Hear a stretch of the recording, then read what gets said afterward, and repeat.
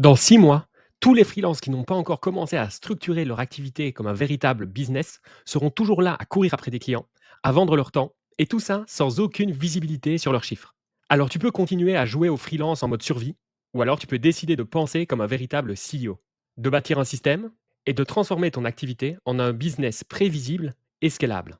Aujourd'hui, nous allons voir pourquoi 90% des freelances sont sous le seuil des 5 000 € de chiffre d'affaires par mois et comment faire pour complètement briser ce plafond de verre. Parce qu'aujourd'hui, la réalité du freelance, elle est toute simple. Ils ont souvent des clients chiants, zéro vision, ils facturent à l'heure, ils stressent tous les mois parce qu'ils ont peur de ne plus avoir de revenus, ils prospectent complètement au hasard parce qu'ils ne suivent pas leurs chiffres, et du coup, ils ont forcément des revenus qui sont complètement instables, et en ce qui concerne leur offre, elle est complètement floue.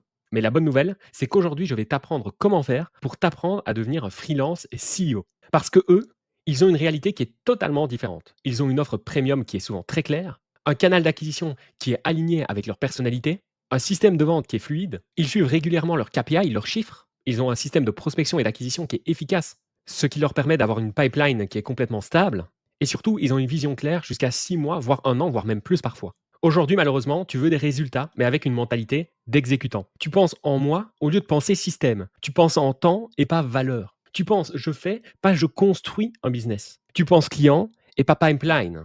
Tu penses marketing, mais surtout, tu ne penses pas offre. Tant que tu penses et agis comme ça, tu resteras toujours prisonnier de ce système. Aujourd'hui, je vais te montrer toutes les briques possibles pour construire ton propre système, à toi, en fonction de ta personnalité et non de ce que les autres te disent de faire. Alors si tu es prêt, on va tout de suite voir en quoi consiste le système CEO. La première phase, c'est l'alignement. Tu dois vendre une identité perçue. Donc qu'est-ce que j'entends par là? Tu dois avoir un message, un positionnement, un ton et une image qui t'est propre. C'est hors de question de copier ce qui se fait à droite et à gauche. L'idée, c'est vraiment que tu puisses raisonner avec ton message, avec ton positionnement, avec ton ton et aussi avec ton image. Tu dois être toi, mais le véritable toi, peut-être un petit peu exacerbé, mais le toi quand même. Pour y arriver, je t'invite à te poser 5 questions. Qu'est-ce que tu veux qu'on dise de toi en 10 secondes? Quelle émotion est-ce que tu veux provoquer chez ton prospect? Pourquoi est-ce que le prospect devrait te choisir toi plutôt qu'un autre dans la même niche? Qu'est-ce que tu assumes dire que les autres n'osent pas? Et pour finir, qu'est-ce que tu dégages naturellement que tu peux potentiellement amplifier? Si tu arrives réellement à te poser ces 5 questions et que tu y réponds sérieusement, tu vas tout simplement poser les bases de ton personal branding. Et tu vas voir que même en tant que freelance, on a besoin d'un personal branding qui est fort pour réussir à vendre parce qu'aujourd'hui, la concurrence dans le domaine du freelancing est de plus en plus présente et ça ne va qu'augmenter, tu peux me croire. Ensuite, je t'invite à découvrir ton disque. Et pour ça, c'est très simple, tu as juste à taper disque, tu pourras faire un test sur Internet et tu verras très rapidement de quelle catégorie tu es. Parce qu'en gros, le disque, il y a 4 types de personnes. Il y a d'abord les dominants, qui sont en réalité directs, rapides, exigeants, énergiques, indépendants, fonceurs. De l'autre côté, il y a les influents, qui sont sociables, expansifs, démonstratifs, communicatifs, enthousiastes et toniques. Ensuite, tu as les stables, qui sont plutôt modestes, attentionnés, coopérants, patients, calmes. Et finalement, tu as les conformes, qui sont plutôt prudents, réfléchis, analytiques, réservés, formels, précis. On fait tous partie d'une de ces 4 catégories. L'idée, c'est de trouver ta catégorie prédominante et potentiellement la seconde catégorie qui te va le mieux. Parce que forcément, une personne qui est dominante ne devrait pas faire la même chose qu'une personne qui est influente dans son business. Mais on va parler de tout ça après. Je t'invite grandement à faire ce test. Et ensuite, il va falloir que tu développes une offre qui est complètement incomparable. Donc, qu'est-ce que j'entends par là? Il faut que tu aies un client qui est ultra ciblé, surtout si tu débutes. Tu dois aussi avoir un problème spécifique que tu résous. Tu dois avoir un mécanisme unique. Alors, qu'est-ce que c'est qu'un mécanisme unique? C'est tout simplement ce qui va rendre justement ton offre incomparable. Alors, qu'est-ce que j'entends par là? C'est tu as forcément ta façon de faire. Et l'idée, ça va être de mettre en avant ce qui te différencie légèrement des autres. Même si c'est pas grand-chose, un petit rien peut faire déjà une grande différence et te rendre justement incomparable. L'idée du mécanisme unique, c'est que lorsqu'on va te comparer avec d'autres freelances, on va dire ah ben non, je préfère choisir Pierre par exemple parce que Pierre, il a vraiment quelque chose de différent, quelque chose que je ne retrouve pas chez les autres. Et je ne parle pas de la personnalité là, mais bien de l'offre à l'intérieur de l'offre. Je vais te donner un exemple parlant, tout simplement mon cas. Moi, je mets grandement en avant la personnalisation de mon programme et à quel point le programme est fait en sorte de prendre ta personnalité et d'adapter le programme en fonction de ta personnalité et pas l'inverse. Ça, c'est mon mécanisme unique à toi. L'idée, c'est que tu trouves le tien. Et ensuite, il faut aussi que la valeur perçue soit gigantesque. Surtout quand tu fais moins de 5 000 € de chiffre d'affaires par mois, on doit se dire, mais pour tout ce qu'il propose dans son offre, ça m'a l'air d'être pas grand-chose de payer un tel tarif. Mais attention, bien entendu, c'est pas pour ça que tu dois te sous-payer, loin de là. Et comme je le disais, grâce à ton offre, on ne doit plus jamais te comparer à un autre freelance. Ensuite, il y a la phase numéro 2, c'est l'acquisition, tout simplement. Donc, comme je te le disais, ta stratégie doit respecter ton énergie, donc ton disque. Si tu préfères écrire des idées structurées plutôt que de t'exposer face cam tous les jours, envoyer un message personnalisé à quelqu'un, plutôt que sur les réseaux sociaux, que tu préfères converser en one-to-one avec un client motivé plutôt que de parler à une communauté entière, que tu préfères faire des analyses et des stratégies au calme plutôt que de créer du contenu spontané tous les jours, alors tu dois bien écouter ce que je vais te dire parce que justement, si tu ressens tout ça, c'est parce qu'aujourd'hui, tu es peut-être dominant, mais tu fais en réalité ce qu'un influent devrait faire. Et je te déconseille grandement de faire ça, même si tu as envie de tester la meilleure stratégie du monde, mais qu'elle ne te convient pas, tout simplement parce que ce que tu fouilles naturellement, tu le feras jamais avec constance. Et la prospection, ce n'est que de la constance. Si tu es plutôt calme analytique, donc dis ce que c'est, je te conseille tout ce qui est email marketing, SEO, audit PDF, pardon, LinkedIn textuel. Si tu es plutôt énergétique, spontané, donc le disque I, alors je te conseille plutôt de faire des vidéos, des reels, des podcasts, du contenu interactif. Si tu es stable, relationnel, alors plutôt tout ce qui est call DM, partenariat, appel de recommandation, nurturing, etc. Et ensuite, si tu es direct, voire orienté résultat, donc vraiment disque D là, c'est plutôt tout ce qui est call calling, pitch en DM, lead magnet, etc.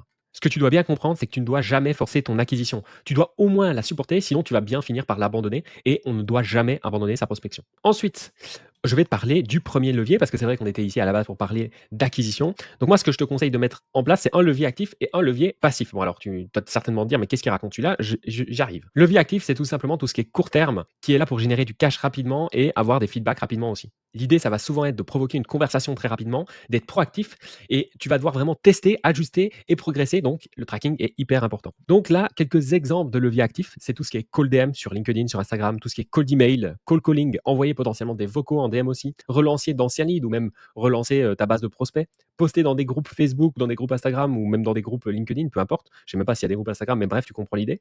Ensuite, il y a tout ce qui est networking, tout ce qui est partenariat d'audience, aussi aller directement sur les job boards et essayer de postuler ou alors commenter sous des postes de prospects potentiels. En fait, c'est vraiment tout ce que tu dois faire au quotidien. Souvent, c'est ce que je conseille de faire, d'avoir une petite routine de ce levier actif et tu dois en choisir un. C'est ce qui va vraiment te permettre d'avoir des clients maintenant, pas après. Et là, je vais vraiment insister sur un point. Ici, le tracking est indispensable. Je sais bien quand on est freelance, on a tendance à prendre tout ça un peu par-dessus la main. Je sais très bien que c'est comme ça parce que moi aussi, j'ai été freelance pendant plus de 4 ans et moi aussi, j'ai fait cette erreur, c'est-à-dire que je traquais absolument rien. Et encore récemment, j'ai eu l'occasion de discuter avec un prospect qui faisait de l'email marketing, enfin, il faisait sa prospection avec de l'email marketing et tout simplement, il ne traquait pas son taux d'ouverture ni son taux de rendez-vous. Et il me disait: «Oui, mais Nicolas, je change tout le temps mon objet, etc.» Et je lui demandais justement, il était à combien de taux d'ouverture? Il ne savait pas me répondre. Mais si tu ne sais pas justement quel est par exemple dans ce cas-là, le call d'email, ton pourcentage de taux de réponse et ton pourcentage de taux d'ouverture, comment est-ce que tu veux savoir ce qui fonctionne et ce qui ne fonctionne pas? C'est juste pas possible. Du coup, tu dois vraiment tout traquer. Parce qu'on va reprendre son exemple. Si ton taux d'ouverture, il est bon, tu peux passer à l'étape suivante. Est-ce que ton taux de réponse, il est bon?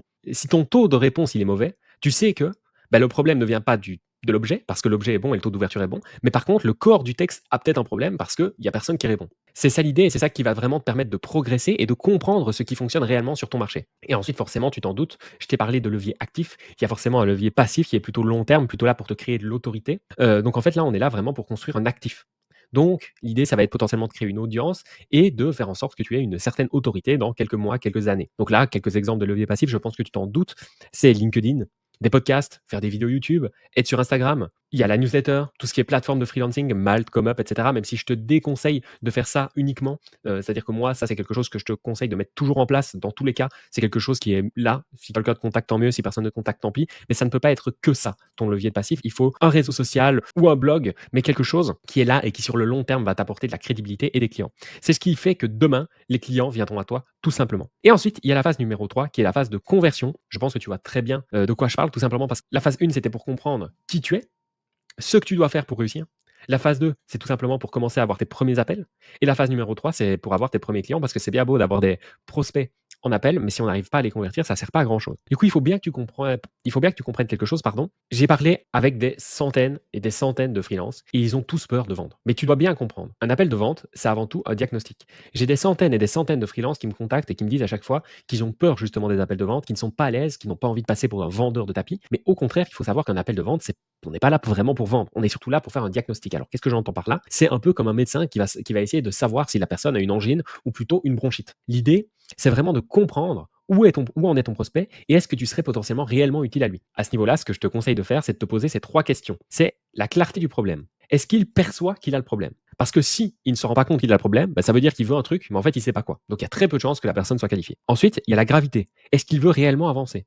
Si la gravité elle est absente, ça veut dire que ça peut attendre. Et du coup, Le prospect n'est à nouveau pas qualifié, mais par contre, tu peux potentiellement le contacter dans 2-3 mois. Ensuite, il y a la capacité. Donc, c'est est-ce qu'il a les moyens pour bosser avec toi? Si la capacité, elle est absente, bah forcément, il ne peut pas s'engager avec toi. À savoir que quand il veut un truc, mais il ne sait pas quoi, là, je te conseille vraiment de ne pas supprimer le lead parce que c'est quelqu'un que tu pourras closer peut-être par après, mais tu dois absolument le nurturer. Donc, c'est-à-dire que tu dois absolument l'éduquer. Et tout ça, ça se fait via justement les réseaux sociaux, etc. par exemple. Ton job, en fait, c'est vraiment de filtrer, pas de forcer. C'est-à-dire que pendant l'appel, tu vas voir que moi, avec la structure que je vais te donner juste après pour mes appels de vente, c'est principalement tu ne fais qu'écouter, c'est tout.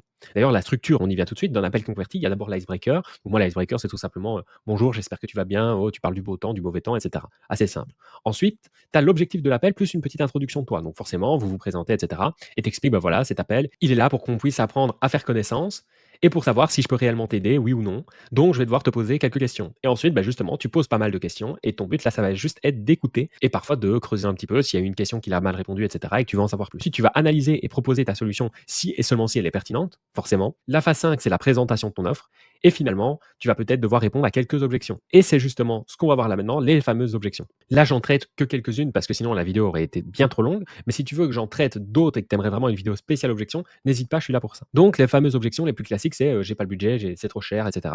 Là, le problème, c'est que le prix, il est perçu comme un coût et pas comme un investissement. Donc, tu dois réussir à faire sauter ça dans sa tête. C'est pas forcément facile. Mais comme je te l'ai dit, si tu veux vraiment une vidéo dédiée aux objections, j'en ferai une. Ensuite, il y a l'objection, je dois en parler à mon associé, à ma femme, etc. Ça, c'est ce que j'appelle une fausse objection. C'est tout simplement une objection où souvent, il y a une objection cachée derrière. C'est juste que la personne ne veut pas réellement te dire c'est quoi le problème. Du coup, elle te dit ça comme ça pour passer à la suite. Et finalement, il y a le fameux c'est pas le bon moment. Tu dois reconnecter à ce moment-là l'impact de l'inaction. C'est-à-dire, oui, d'accord, mais qu'est-ce qui se passerait pour toi si là maintenant ton problème y persistait? C'est un peu ça l'idée. Ce système en 3 phases, c'est ce que j'appelle le système CEO et c'est ce qui te permet tout simplement d'avoir une activité stable quand tu es freelance. Si tu arrives à mettre en place réellement ces 3 phases, tu peux être sûr et certain de dépasser les 5 000 € de chiffre d'affaires par mois en 90 jours. D'ailleurs, j'en profite rapidement pour me présenter pour ceux qui ne me connaissent pas encore. Moi, c'est Nicolas Music. J'ai été copywriter pendant plus de 4 ans et aujourd'hui, j'accompagne les freelances à atteindre les 5 000 € de chiffre d'affaires par mois et de viser petit à petit le fameux Graal des 6 chiffres par an. J'ai déjà accompagné plusieurs dizaines de freelances. Je te mets là, ici, quelques exemples de résultats. Donc, par exemple, ici, on a Pierre qui était complètement débutant et qui aujourd'hui génère plus de 2 000 € de chiffre d'affaires par mois.